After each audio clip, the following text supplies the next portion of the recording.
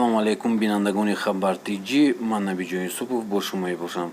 дӯстони азиз, лайк монданро фаромӯш намекунем ва ба канали мо обуна шавед.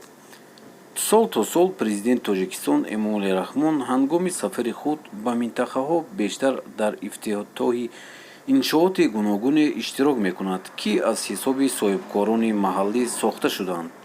маросимҳо ба ақидаи шароҳон барои мардум рӯҳбаландкунанданд, вале ноаён пурсишҳое низ ба миён меоранд.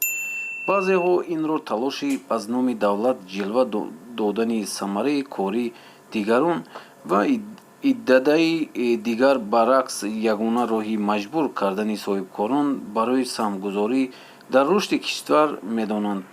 худи соҳибкорон талош мекунанд, ки раҳбари давлат дар ин маросим ширкат варзад. ин ҳам ифтихор аст ва ҳам замонат аз идома ва густариши бизнесҳои онҳо. дар сафари чанде пеш ба ноҳияи Данғара, Эмомали Раҳмон чанд иншоотро ба аксаран аз ҳисоби соҳибкорон бунёд шудааст ифтитоҳ кард. аз ҷумла дар дедаи Талхоб шифохонаи мусоиру муҷаззеро ки ба истифода дода шуд. ба иттилои расонаҳо қисми пулро хонаводаи Ҷамиловҳо додааст, ки барои адои ҳаҷ ҷамъ оварданд, вале дар ниҳоят тасмим гирифтанд маблағҳоро дар кори хайрии дигар сарф кунанд. бар иловаи ин, дар деҳаҳои Суфиён ва Шаршар мактабҳои таҳсилотии ҳамагонӣ мавриди истифода қарор гирифт, ки ҳар кадоме барои 480 хонанда пешбинӣ шуданд.